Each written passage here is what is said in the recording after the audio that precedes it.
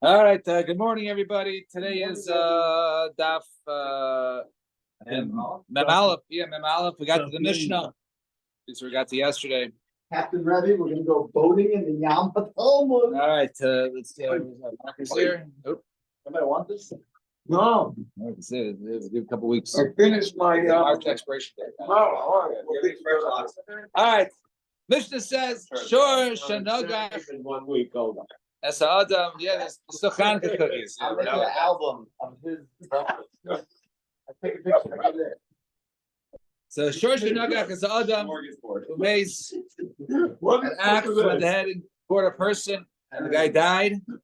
So Muad Mishal and Kaifer. If it's an animal that's killed multiple times, so then the owner has to go ahead and pay kofar, right? He has to pay this atonement payment, the tam, and if it was a first-time offender, it kills a person. Patim and a kofar, the owner does not pay any sort of kofar payments. And either way, whether the animal is a tam or a muad, we kill the animal. So the animal kill the person, we kill the animal, whether it's a first-time offense or a third-time offense. So too with a young child or a daughter. That in other words, as long as the person's a human, even if it's a minor, you go ahead and you put the animal to death. Nogach eved amo. Let's say when they had gored an am ivriya or an eved ivri. Shleishim slime. You go ahead and you give 30 slime shkalim silver. I'm sorry. Eved Ama, right? Kanani, because Eved Ivri is a Jew, like therefore you want to, huh? Yeah. What did I say? Oh no, I'm sorry. I meant Eved Kanani, and yeah, a non-Jew. I apologize. Right. So nice Shleshim Slime. Then he gives 30 slime. Bein Shu Yafe Mana, whether he's worth 100 or Bein Shena Yafe. No, he's no locks. Yeah. I don't need it. They only have on Sundays. No, he's good. No, I don't want. No, he's not eating. I won't eat. He only eats the locks. He doesn't eat that stuff. I won't eat any of it. Okay. So Yapamana Mana. So it says you always pay 30 slime, whether he's worth 100 Yapamana Mana. Let's say he's a very good slave. Even if he's basically useless, nevertheless, you always pay 30 slime. Doesn't matter what the value is. Now, Zok Gemara. We can go a little faster just because we're behind the like davening. So it says over there, we said you put the owner pays kofar if it's a muad, and he's patur paying if it's a tam. But you always put the animal to death, whether it was a tam or a muad. So the question is, how do you have a muad if you kill it after the first time? A muad is something that kills someone 3 times. So if you kill the first time, you should put the animal to death. But the second time, so how is he still around, this animal? So now the Gemara will give several terutzim. So Amar Rabba, no, when it basically, it tried to go ahead and gore 3 different people and tried to kill him, and it charged him right at it like it could have killed the person. Luckily, the guy jumped out of the way last second, but maybe that happened 3 times. No, that's nothing. That's only an umdra. You assess that it would have killed the person. No, that's not woulda, coulda, shoulda. It doesn't count. Right? They went ahead and it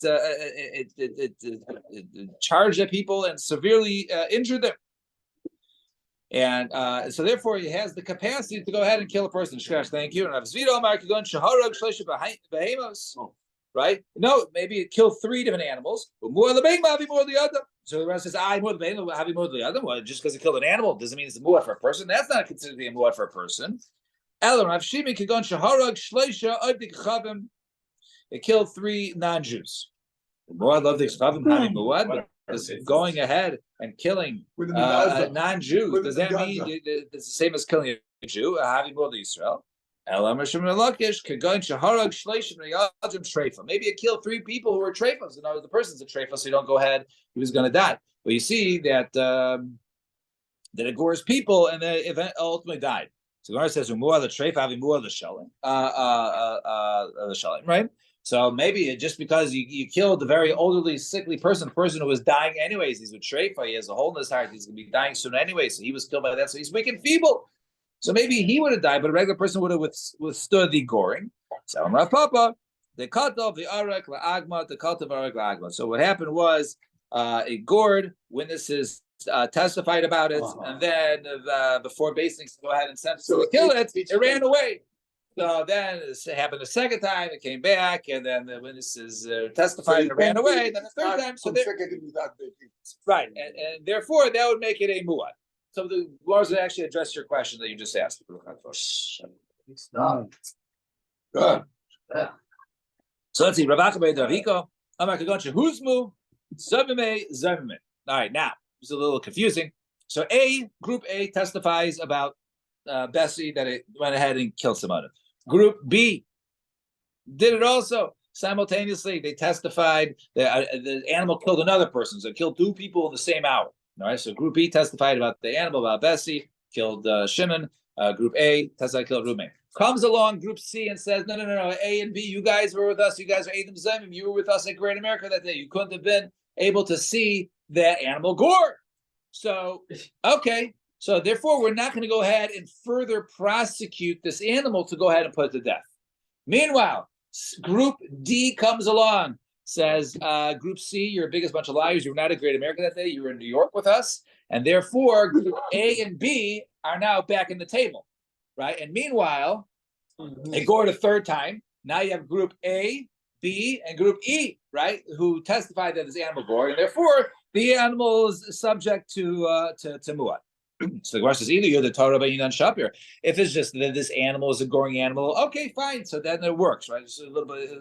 You guys a little bit saying Ela Iliad Gabra, Yinan, right? But if really the owner has to be warned 3 times in order for 3 different days, right, to prevent the animal from goring. Amarle Laviadina, right? I didn't know. You're only telling me now. All 3 of them the same day. There's something for me to do. It can't be muad now. So go on down. We call Amos. They call the Torah. No, it says, okay, yeah, you didn't know. We didn't testify that he was killed, but each time when we testified that Bessie killed Reuven, you, the owner, were there. We saw you were there with the animal. So no, it's you. You can't make this excuse that you didn't know a gored person because we also saw you there. And Ravina says, Makirna as Baal Hashor, and Makirna as Hashor.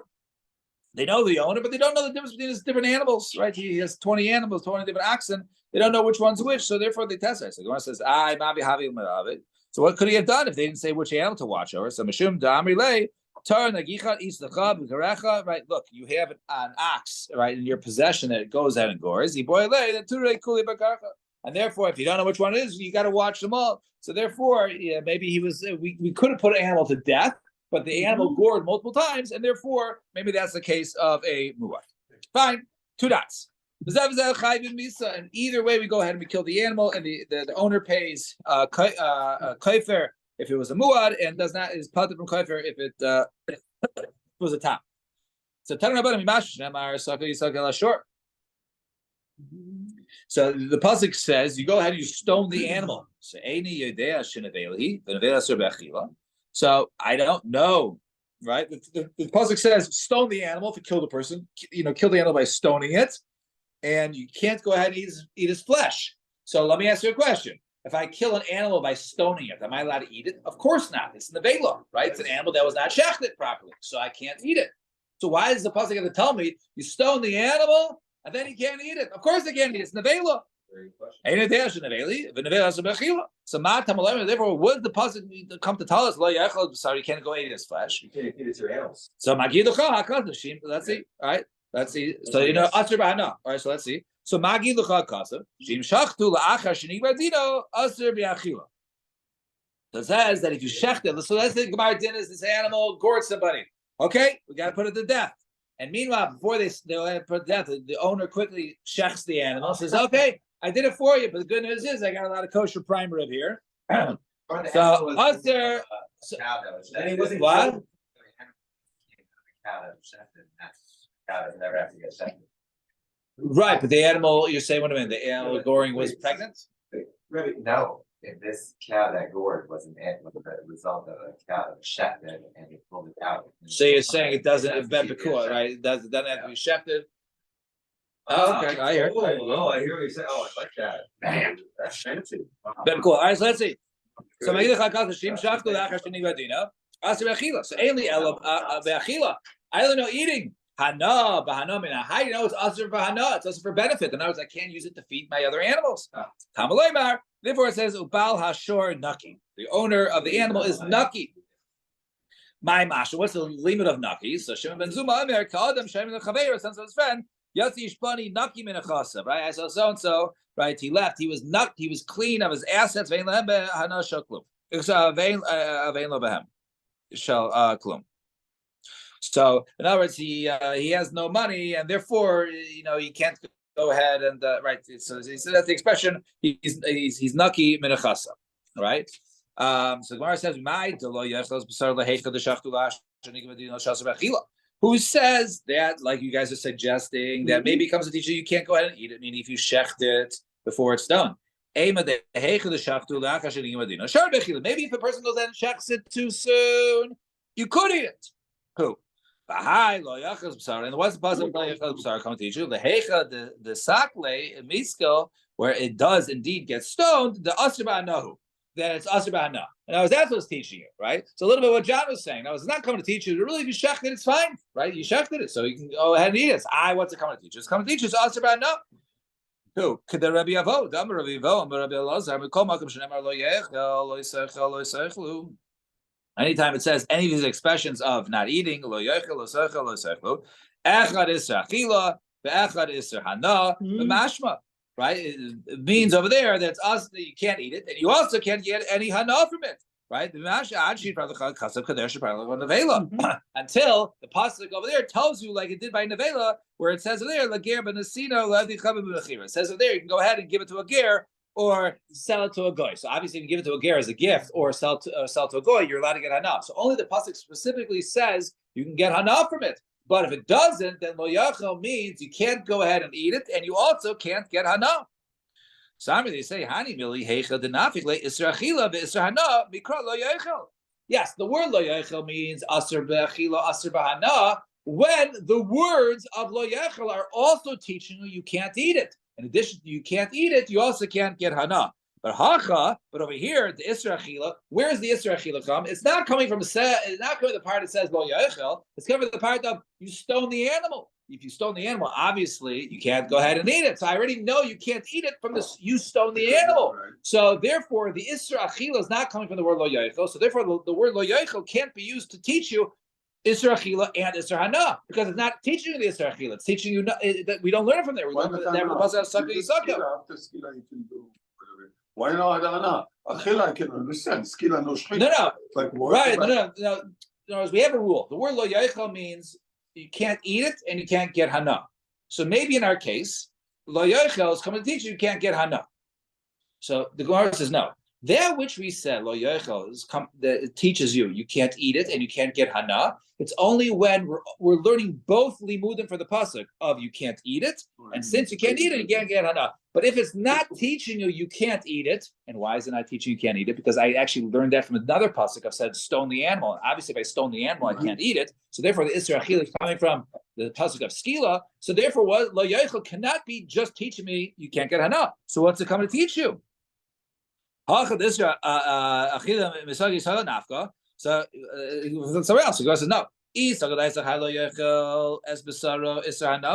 that, if it's not teaching anything at all about achila, let it say you can't get hana. Inami or lo yachel, just say the word lo yachel. Espesaro lamali. What's the extra word espesaro lamali? The afagav, the avdeke, the basar shchita. Even though that it would be just like basar shchita, nevertheless it's considered to be aser basar hana. So mask of the Marzuchas, Ema Hani Mili Heicha.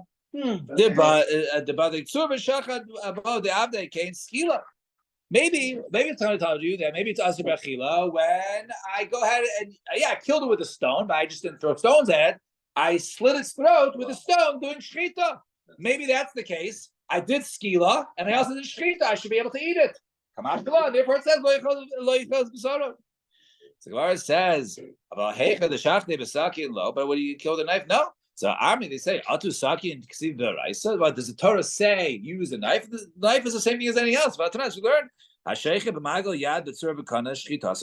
person goes ahead and any sort of with a sickle or some sort of a reed or any sort of shot object, it would be kshera, right? It would be a kasher shchita. So therefore, there's no chiluk to say the difference between a stone and a rock. So okay,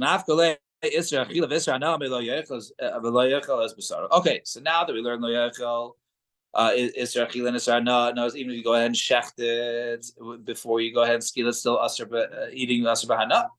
So as balashor naki lamali, the end of the puzzle where it says the owner of the shore shall be naki lamali. So what does that come and teach you? So lahanas ara to get hana from its hide, right? From the hide of the animal. The second is going to be asr, but no, maybe it's only the flesh or the meat. Excuse me, that was asr about ara, but it's hide. Maybe its hide will be mutter to go ahead after the stone to go ahead and take the hide and sell it. So Kamash Malon, Balashar Naki, therefore it says, no, the owner is free, he gets nothing. He gets nothing. I will hanich tonight the Mafik Leilahai, Bal Hashor Naki Lajoshach. Those who learn Balashar Naki from another drasha, which we'll see tomorrow. As we say later on. So Hanas Aram and Elo. So if you were to use that pasuk of Balashar Naki, how does he know the pasuk of how does he know the halacha that the hide is aser? So Nafku, he learns it from Es Bisaro, the word Es, right? Es the tafel of Bisaro knows that which is tafel, that which is secondary to the flesh, right? So it says, since it says the word S, right? It's extra. It could have said without the word S, right? So what's so ask come teacher. So say which is secondary to the basu. My knee. What is that? That's this high. The high Tana, and the other Tana will say Es ladarash. He does nourish the word S. Kidatani is what we're brisa. Shivaram Suni. Vamiyan some says Nachem Yam Suni. How your darish called S and Shivatari darshan every time there was an S in Torah, right? The S really seemed to be meaningless, but it really teaches something else. Kevin Shagia Les Hashem Lokechat Hira. Once he gets Es Hashem, you shall fear. So who should I fear? Who's like shoulder to shoulder with Hashem? There's no one I can include there. So Piresh, she said, you know what? I'm not going to darshan this S. So I'm going to Talmidov. So Rebbe called Es and should darshan my tail. What about all the other S that you darshan? That's also wrong. So just like I got schar for darshing those Esim, so too, right? I'll get schar for not darshaning the S over here. He actually had a limit of this pasuk, the word es of Hashem Kechatira. The rabbis Talmidei Chachamim come to include Talmidei Chacham. Fine, tudas. Tadarabatim. Bal Hashor Naki. It says Bal Hashor Naki. Ready Eliezer Omer Naki Mechatzi Kaifer. Come to teach you that if my animal gores for the first time, and so it's a tam, we put the animal to death. And I'm putter from kafir. So what does this mean? The balashor naki, he's clean, meaning he's clean from paying a kofar payment. The owner of a tam does not pay kofar, and the pasuk has to teach us that, according to Rebbe Eliezer. So I'm Rebbe Kiva. I understand. Okay, so what would you have thought, right? So normally, if my animal goes a short time to kill something, I have to pay chatzi nezek from where? From the sale of the animal. I take the animal, I sell it, and then I use those proceeds to pay for half the damage that I caused. Now, so let's say the same thing should be in this case. I should pay half kofar. So where do you pay it from?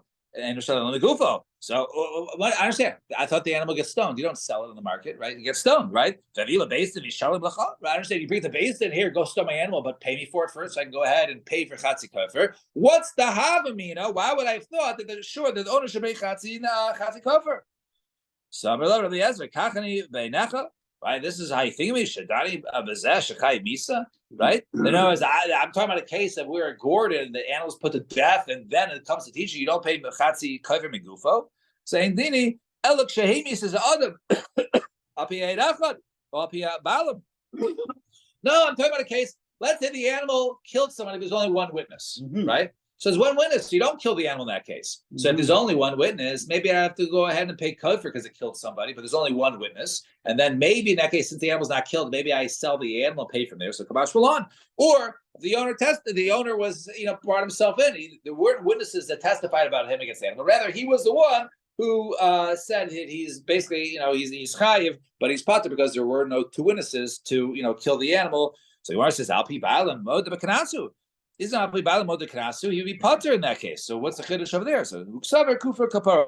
No, it's an atonement payment. So maybe since it's an atonement payment, maybe one could be even subject to it, even if he admits it to it, as opposed to witnesses testify about the animal. And Tani have a similar price. So Amalo Rabbi Eliezer responds when he says, "Hey, why do you need a pasuk if you pay me gufa? Why do you need a pasuk to teach you that you don't pay chatzi kafir?" So it says, "Akiva kachani beinecha." But this is what you think that I was thinking. Shadani b'zeh shechai misa. I was talking about the animals chai misa. A dine elabim ischav and haragas behem v'haragas adam.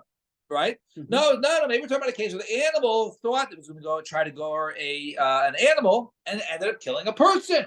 So in such a case, you don't put the animal to death.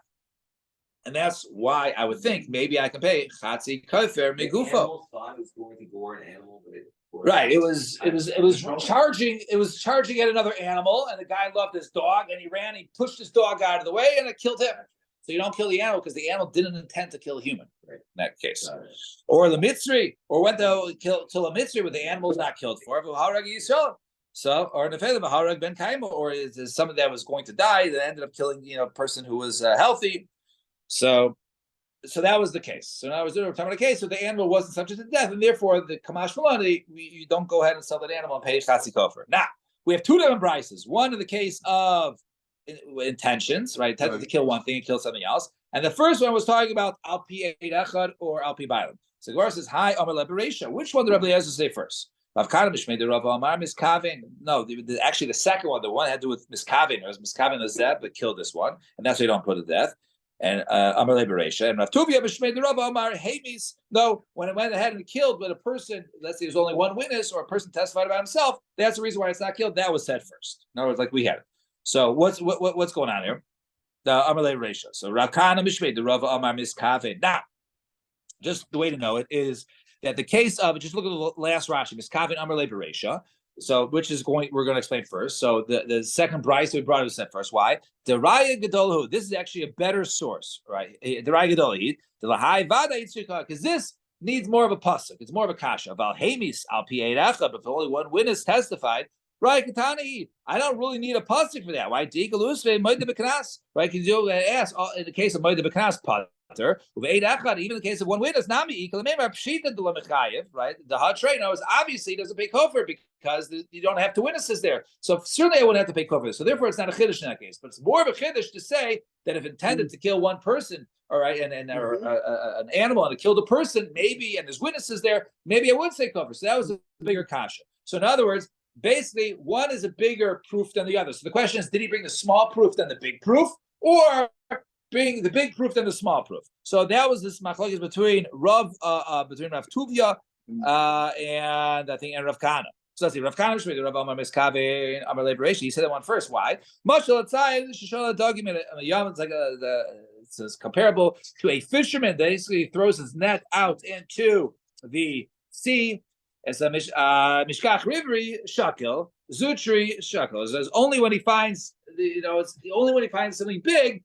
Then he goes ahead and takes out. But if he has something small, then he'll take it with it. But he won't take it out for something big. In other words, that something that is, therefore in this case, he'll go ahead and take something big. Something big is chashav first. You throw the big chashav thing, and then the other things follow. Rav Tuvia Mishmei Rabba Amar Hamis Amar Liberation. No. It was the case of Hamis, less of a chiddush liberation. Mashal outside, Shal Dagim Miriam.